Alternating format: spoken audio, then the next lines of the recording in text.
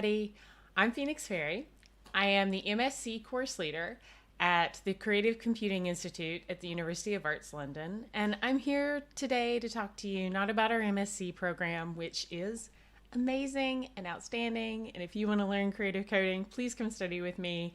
It is a great program. I'm so proud of it, and if you're interested, you can find me at the CCI. Feel free to reach out through the website or our Twitter. But I'm here today to talk about my creative practice, and I'm going to frame my work in the context of my ability, which I was diagnosed with a disability.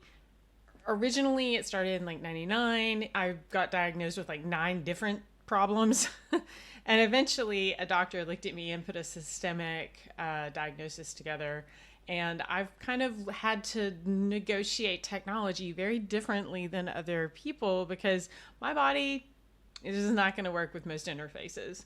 I managed to make it work by doing all kinds of interesting things like moving around a lot, changing input devices. But overall, this whole kind of technosphere has failed me as a user, and it has failed me in ways that have cost me in my right arm. I think it was 20% of my nerve endings. It took 5 years of my life away. I'm pretty, when it comes to thinking about these things, I'm pretty dead set on providing solutions and alternatives to allow people like me to control computer systems in any way that they think should work for them and how they want to create and be. Why should some massive corporation like Apple tell me how I should use my technology? I'm just not down with that. So this is a little bit about my research and my research into games specifically and game controllers. I build large, beautiful, playable worlds and tiny little playable interfaces. And basically I started building interfaces so I could go back to playing games because when the console controller came out, I couldn't hold the thing. I tried, I bought one, I picked it up, I tried to play Splinter Cell. I was so excited. And within 5 minutes, my hands were just numb and I couldn't feel my fingers. And I was like, well, that was a lot of money. So I had to really think about how I could make interfaces that would let me keep making and playing games with people who would be interested in playing with me or who also had abilities that were maybe outside or divergent from what surveillance capitalism deemed our interfaces should look like. All right, with no further ado, I'm going to talk a little bit about my PhD research into this territory. All right, so great. Let's see. Spacebar. Whoops. Okay, so I'm going to mention a tool that I've made at CCI with Rebecca Febrink called InteractML. I'll introduce it about halfway through the talk. But it's a node-based Unity asset empowering developers to make games and gestures. Let's see if I can do this properly. Here we go. Oh, the entire time my slides didn't have my name up. Well, Phoenix Ferry, at Phoenix Ferry on Twitter. You can find me. All right, so I'm going to talk a little bit about InteractML. And it is a node-based Unity asset empowering developers to make gesture-based physical interactions with video games. And so lots to unpack, and I hope that the intro I gave you about the work I do kind of tips you off that I think people should be able to make their own interfaces and developers should empower that. So this is a tool which does that. All right, so now we're going to move on. In this talk, I'm going to give a brief overview of post-cognitivism, which is a really fancy way of saying Western science has failed us. Perhaps maybe Cartesian dualism isn't the only way of thinking and being in the world, and maybe embodied computing and intersectional feminism might have something to offer. I'm going to position the current mental models at play in game controller design, and I mean that with the traditional corporate stuff that gets made. And then I'm going to look at the alternative community that I've helped build called the Alt Control Games community. And I hope you'll be able to see some of the really cool emergent opportunities there. And you'll be able to frame them as advances in user experience design. Then I'm going to do a quick overview of the target audience and the goals that InteractML has, and introduce InteractML, and introduce InteractML. I'm not going to do a live demo today because doing a live demo this way would be extremely difficult. But if you want to see a live demo of InteractML, I wanted to put it out there that you can book me at calendly.com facebook.com/phoenixperry, and I will absolutely give you a live demo anytime you're interested. I have office hours that are open Thursday and Saturday to general creators, so feel free to find me there. Cool. So to really understand video game controllers, we need post-cognitivism. I really never thought I'd say that, but that's what doing a PhD does. So I'm really interested in embodied computing and in embodied cognition. So it turns out that a lot of the ways that we actually make sense of the world are not in our mind. And this is really counter to how Western thought has told us the mind works, right?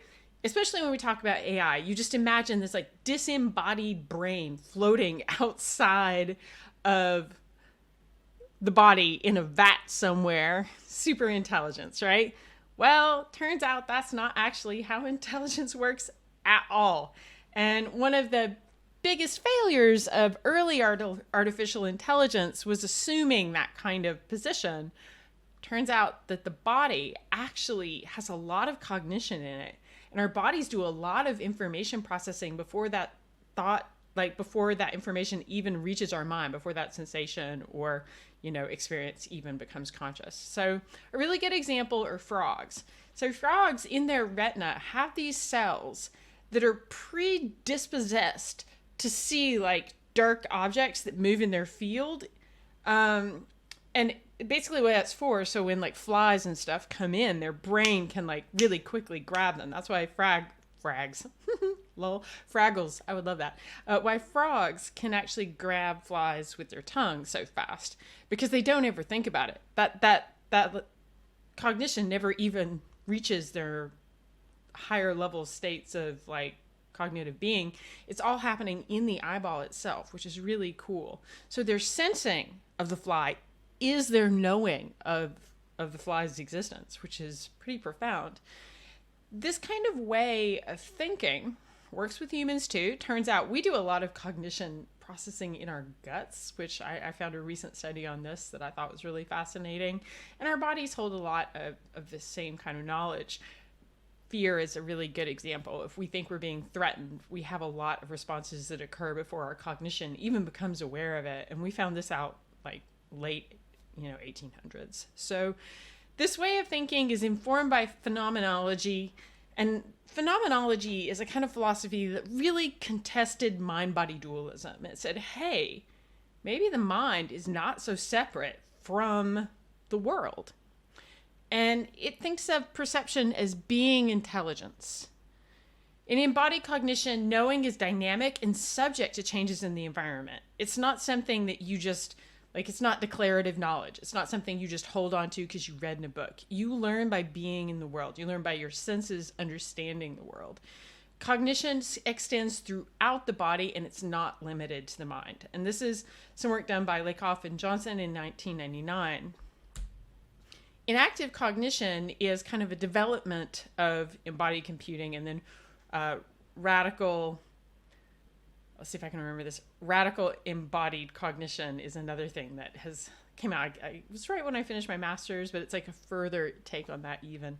So inactive cognition really, it borrows a lot from Buddhism, which they've revised the first edition of their book, Varla, Thompson, and Roche, to really recognize the contribution of Buddhism in a way that I think is more appropriate. But it emphasizes the iterative, temporally extended, and dynamic quality of embodied and situated cognition. So that's a whole lot of fancy words saying it really emphasizes the embodied experience and how it's dynamic and it's situated in our cognition. There's a tight integration between the person and their environment. This is called structural coupling in this theory. It's not possible to separate sensing and perceiving in the sensory motor loop. Our sensing and perceiving are the same thing. They're connected. And like I said, Varla borrowed the Buddhist phrase, laying down the path in walking, to capture the quality of the inactive approach. And if you've ever meditated or you've ever spent time in a Buddhist monastery, you'll know that you can't just tell somebody about the experiences you have when you're meditating. They are procedural knowledge. They're gained through practice.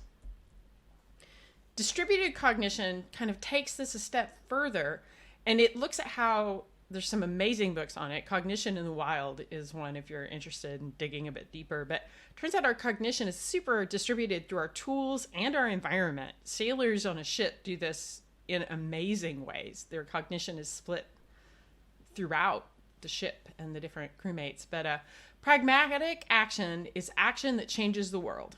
So let's be basic and go over some of the basic things. And epistemic action, which I really care about here, is action that changes the nature of our mental tasks. This is going to come up again in the next frame in like how game controllers work in our minds. So been building up to how we think when we use game controllers. So a really good example of this is pen and paper. If you do long division, we actually, or long multiplication, we offload some of the cognition to like the paper, right? To the page. And if you ask someone to do long division without writing that stuff down, it is so much harder. But if you give them a pen and paper, they can, do it the way that you learned in school. And that process is actually part of the cognitive process.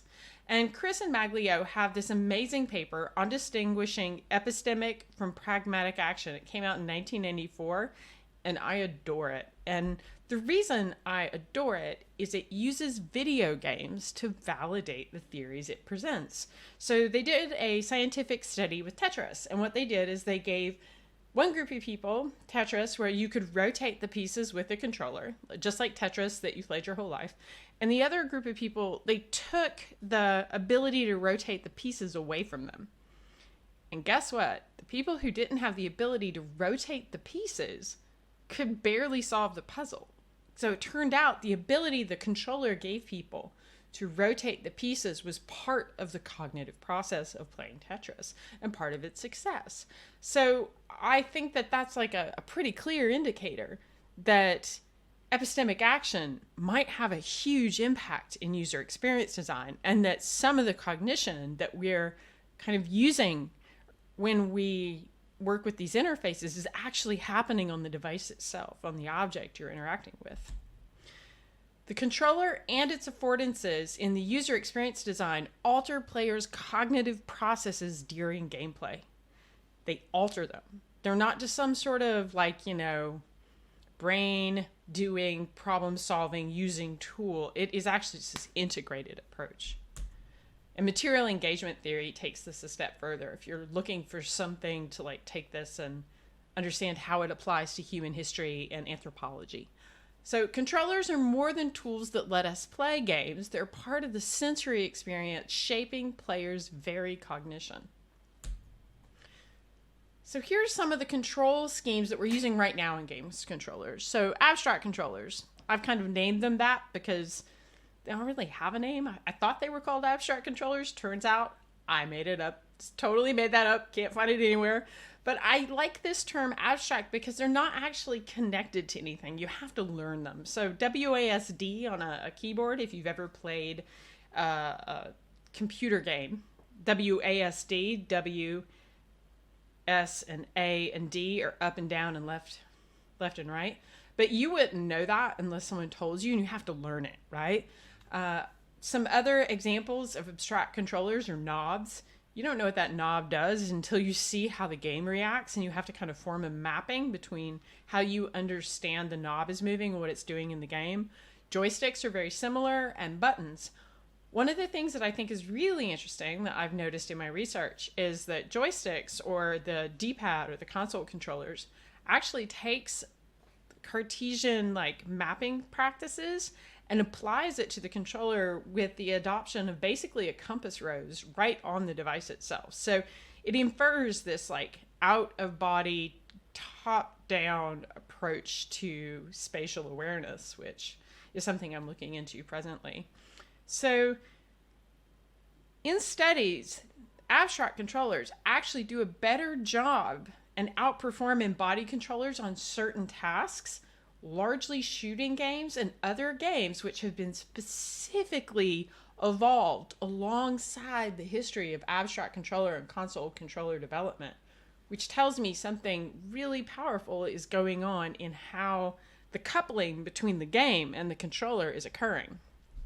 So this design pattern originally shows up in 1958 with our friendly handy dandy joystick. So natural controllers, these are controllers that borrow from our proprioception of lived experience in the world. So they just take that mapping we know, like from riding a bike or driving a car, and slap it directly on the interface. Grand Track is the first video game to ever do this. Atari just literally took a car gas pedal and a car steering wheel and a shift, slapped it on an arcade controller, and people knew how to drive the car because they knew how to, or to drive the in-game car because they knew how to drive a car, right? So it's like A to B. And really a lot of other things that you've seen in games do this. Guitar Hero, shape of a guitar. Light guns, bam, bam, bam. Duck Hunt, drum pads. All these things come from direct natural mappings. And natural controllers are something that is they're fairly well documented and established in user experience design. And they are very easy to understand. They require almost no onboarding if a person has that cultural awareness. So they're still tied to the cultural awareness of whoever is situated in whatever culture. You still have to unpack that. But if it's somebody from the exact same kind of Western culture that you're from, or, not, kind of pointing to a discrepancy here in the term natural, and I hope you're picking up on that. But basically, these were created in 1972 and 1970.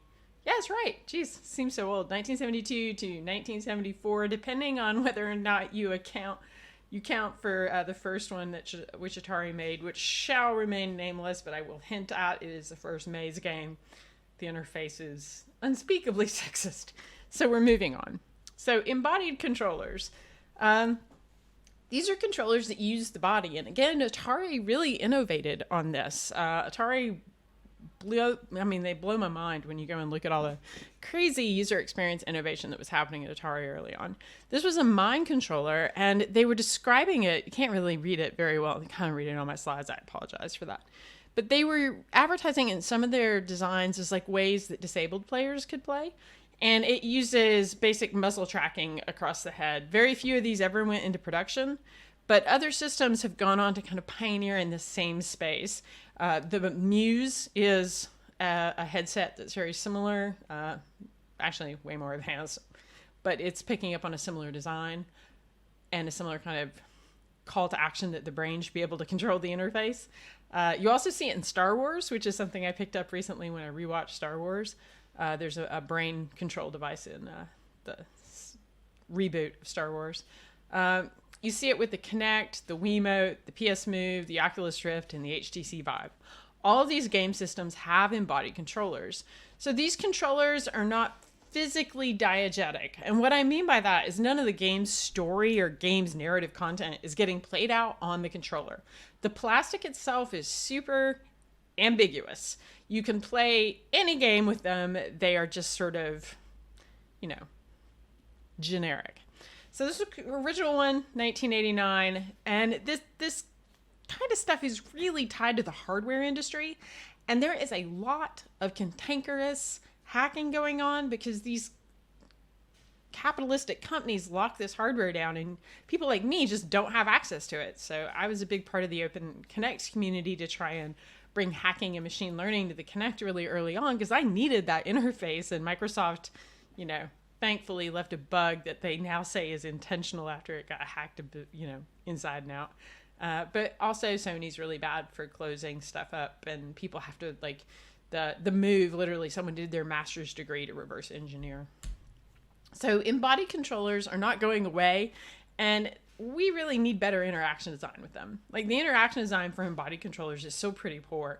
The Vive has the best I've seen. Some of the Vive embodied controls are actually getting pretty intuitive. Rec Room has a really nice watch and backpack interface, so they're using metaphors in the game, and that's a pretty advanced step in the right direction. But we need more of that kind of stuff when VR designers are thinking about how to build these embodied experiences in VR space. So I think HCI has a whole host of what I like to call hot probs. And many of them, in my opinion, stem from like the history of war and surveillance capitalism, which runs parallel to the history of HCI design. And a lot of times what gets invented gets kind of pushed forward by like military industrial complex, by the military industrial complex and the aims they have for producing interfaces for, joystick, literally flying warplanes.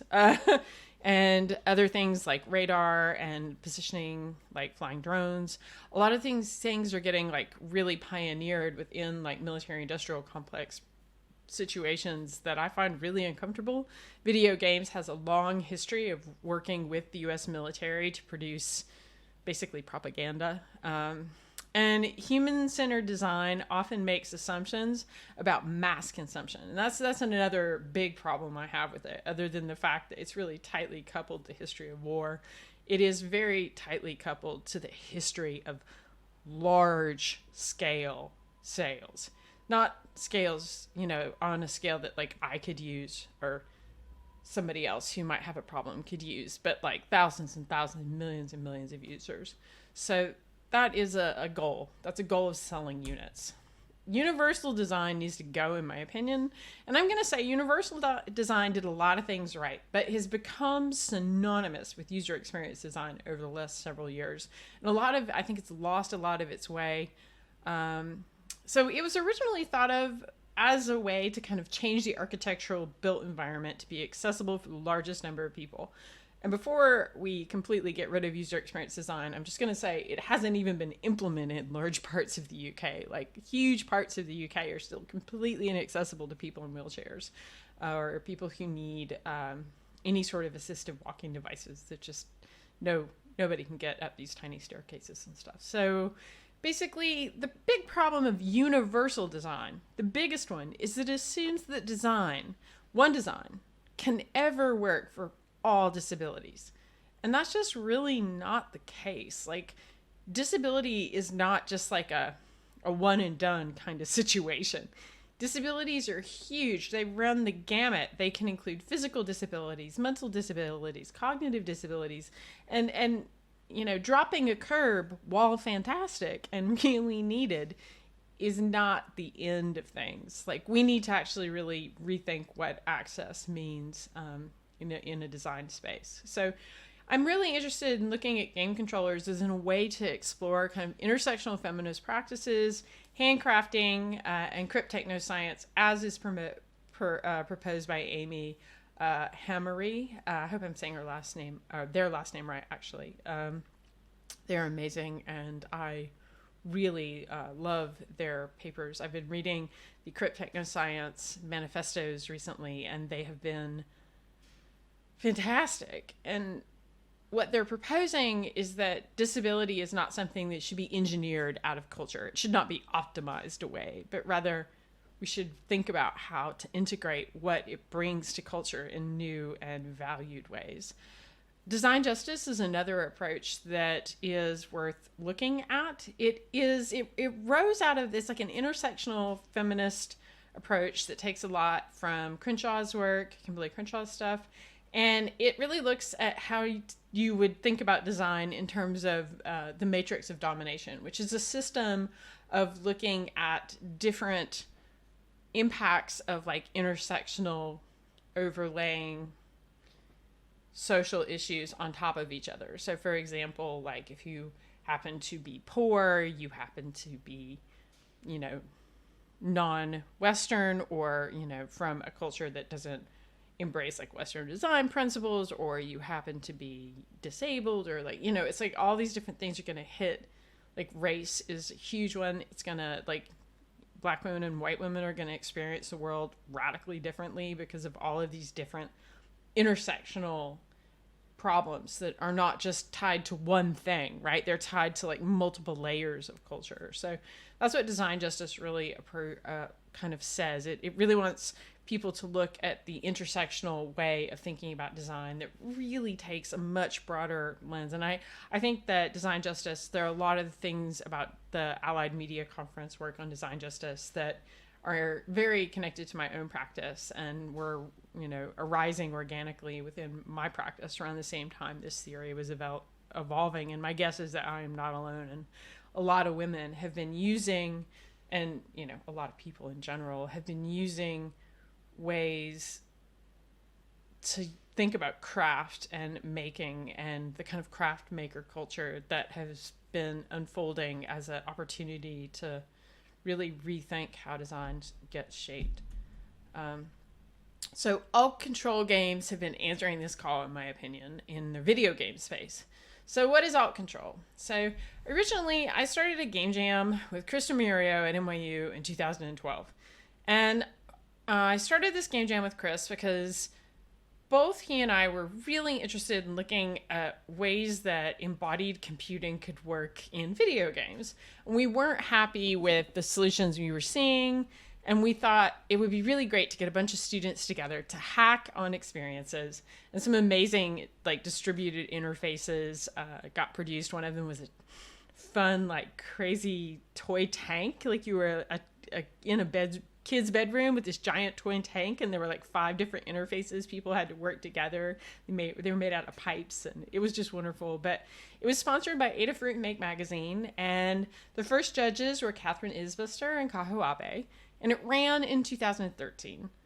Some Russian games designers reached out to me and Chris, and they asked if they could throw one and take the name, and we said, sure, why not? They did another one in 2014, 2015, another one in 2017. They've been running them quite regularly, which is fantastic. Within months, the name had spread to the Copenhagen kind of games creators after the Russian game jam, and they ended up doing alt control game jams there.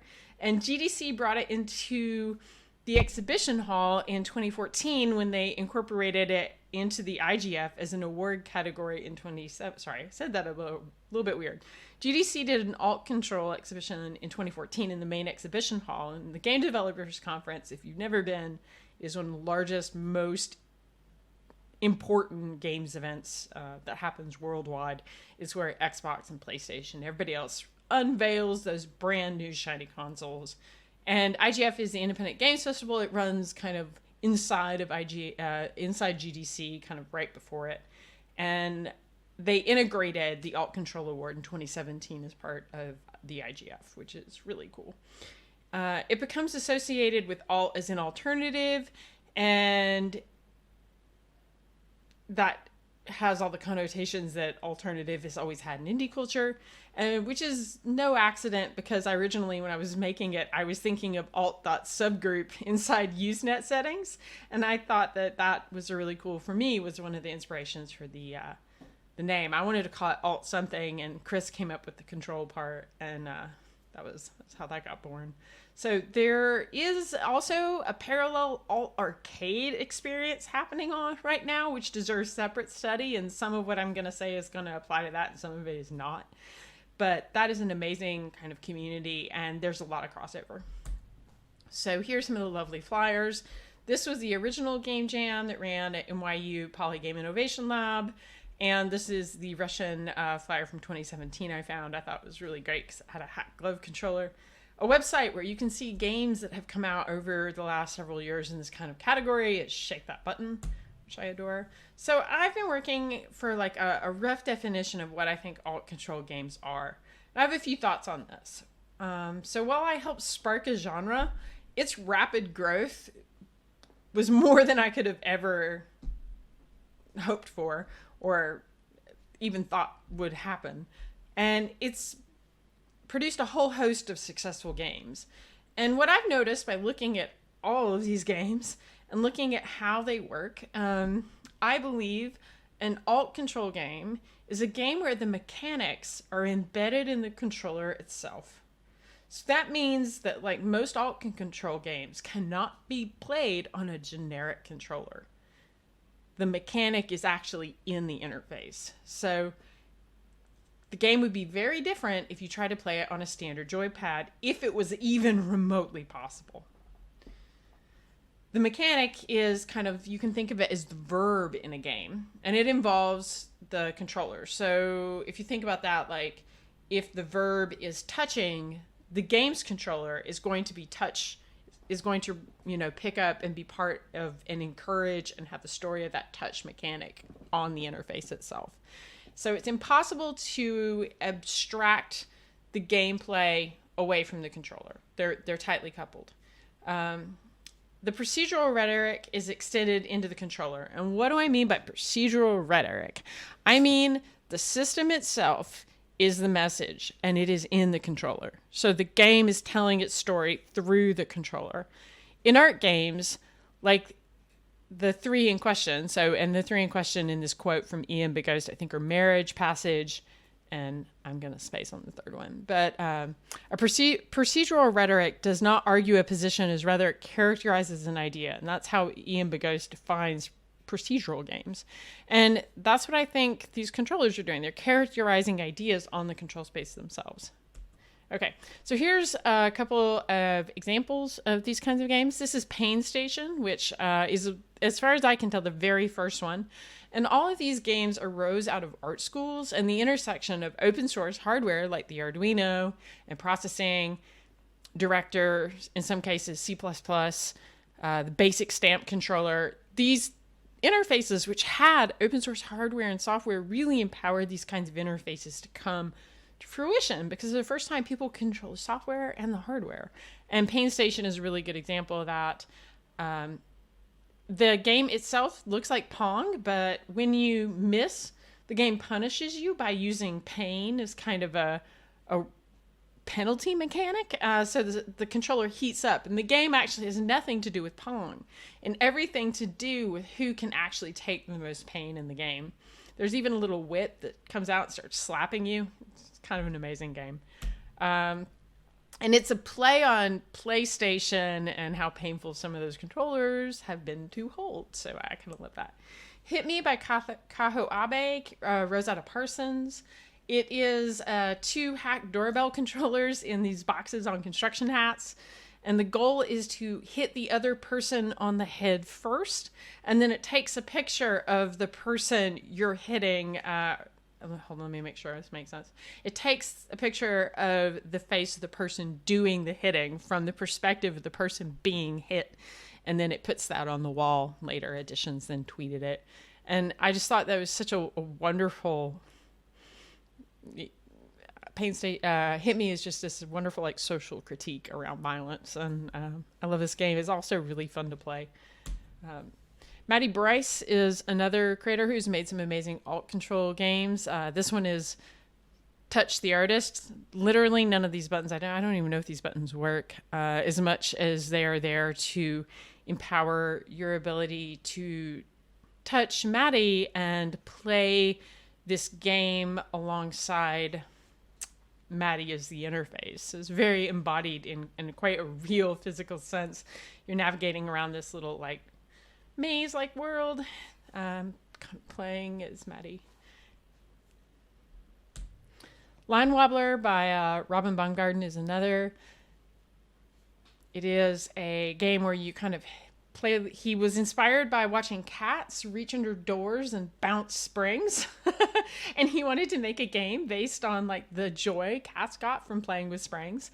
So he made a spring controller that controls a LED strip, and it's a 1D dungeon crawler, but you could never play Line Wobbler with any other control surface. It would make no sense. And it's one of Robin's very first pieces, and the spring itself is just so joyful with moving the pixel up the LED strip. So commercial consoles have now recognized there's a consumer appetite for like customized controllers. And I think the Nintendo Labo was the first stab at kind of making something that would work like that. I don't think it went far enough, and I don't think it really grabbed hold of what alt control games were doing, but it definitely was an attempt to like bring that kind of natural interface to a console. So I really thought my weird research had sparked some contribution to the Nintendo game controller. My experience also, I think this is shaped by my experience of being at GDC and watching Nintendo come over and photograph the alt control booth, like, everything. They photographed everything. This was all my own research into making games because I myself have a disability and was making embodied games with hacked game controllers. So this movement is identifying some very interesting opportunities for user experience design in conjunction with game design. However, what they're not doing is making mass control devices. They're making bespoke, craft, handmade objects that are there as like conversation starters or community engagement within a community of practice. And these games are often situated within inside art galleries and games conferences. And they're more almost as provocation, as idea starter, as comment, as critique. And I think they're very valuable in terms of what they're offering. They're extremely well received within the games community itself. And I find that really encouraging. So it's a collision with crafting and maker culture, and it's no accident. Chris and I both were really associated. Chris is now a core member of NYC Resistor in New York City. And he and I both were like hacking and making nonstop. And we were not alone because we were making games and hacking controllers, but apparently by the success of this community nearly instantly growing out from like a weird game jam to like a global phenomenon, we were not alone. So designers need a better tool to make game interactions with, right? They need to have better ways to make expressive player customization, right? They need to really think about how to make games more flipping awesome. Because standard controllers now look and feel pretty boring. What if users could completely define their own interfaces based on their abilities? Dun, dun, dun, dun. And this is what the tool that Rebecca and I have been working on called InteractML does. So InteractML is this really cool node-based interface inside Unity. And I am now going to just show you a YouTube video explaining it because I think it makes more sense. So I made it node-based because I really wanted to make it accessible to the largest number of people, and I didn't want to have to make you program machine learning algorithms to be able to train and use InteractML in a running playing game. So hold on, now I'm going to show you a lovely YouTube video. Let's see how this goes. Bum, bum, bum. Okay.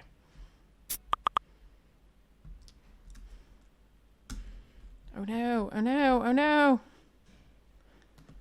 Okay, let's see.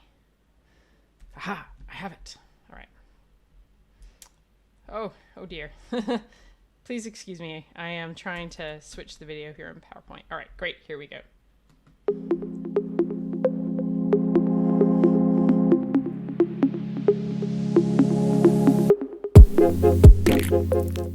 InteractML is a node-based visual scripting tool for designing movement interaction in Unity. Perform your movement interactions to train InteractML's machine learning system. Then instantly use your movement designs to trigger events in your environment.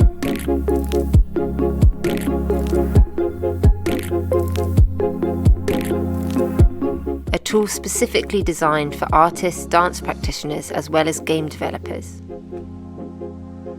The process is quick and easy, minimal programming experience required. Use any movement input, including virtual reality controllers, hand tracking with the Leap Motion controller, face tracking with AR Foundation, body tracking with the Kinect or motion capture system, or any movement sensor in Unity. For more information on our upcoming opportunities, including artist residencies, workshops, game jams, and hackathons, join our mailing list at interactml.com.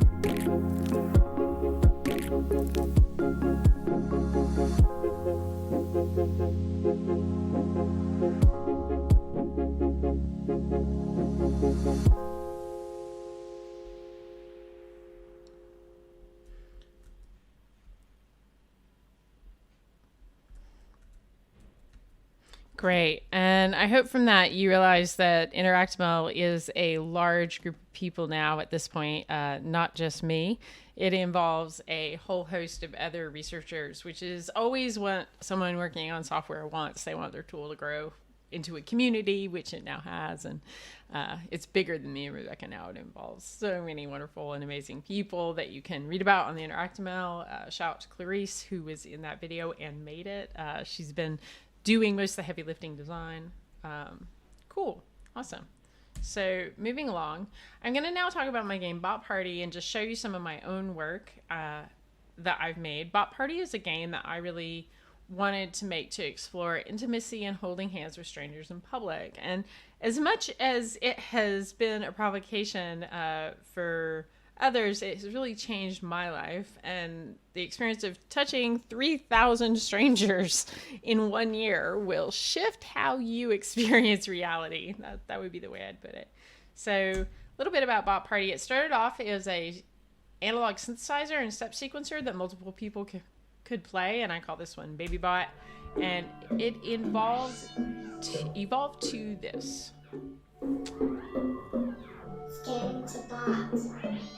And it's evolved even beyond this now, but this is video explains the mechanic really well, which is the touch mechanic.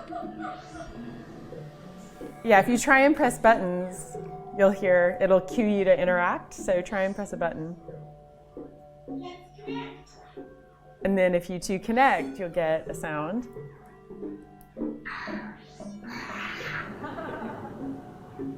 So then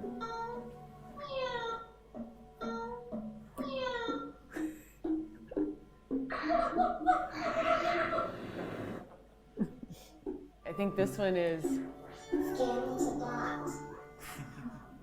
and then that one I think is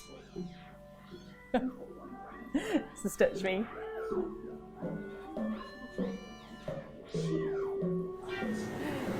So then if you come in, you'll get a third sound. So that's how it works.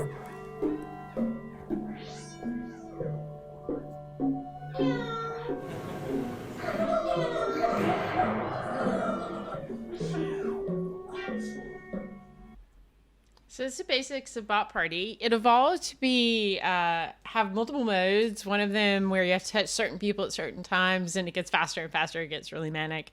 The controllers evolved to be see-through. Now they have vibration in them, which is some feedback I got from a blind player, and they're really lovely. This is kind of what they look like now. Cool. So you can play it in huge groups of people, like huge, massive groups of people can play it. So I think I have a video of that here.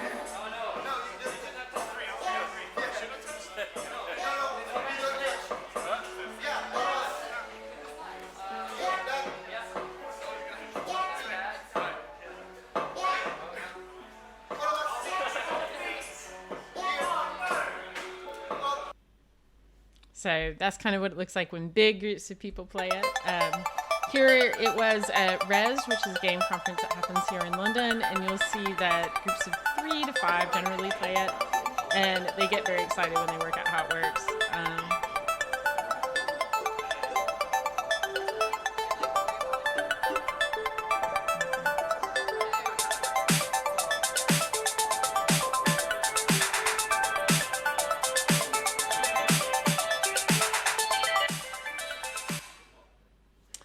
So that's Bot Party. This is a project I made at CCI with the MSc students last year, exactly this time last year, called Forest Daydream. I made it in conjunction with a whole bunch of other artists, Robin Bongard, who made Line Wobbler, Fede Fauché, Matt Jarvis, and of course the remarkable and amazing Ben Kelly, who did the sound in conjunction with the Wampi indigenous folks in the Amazon, recording the sounds from their natural environment.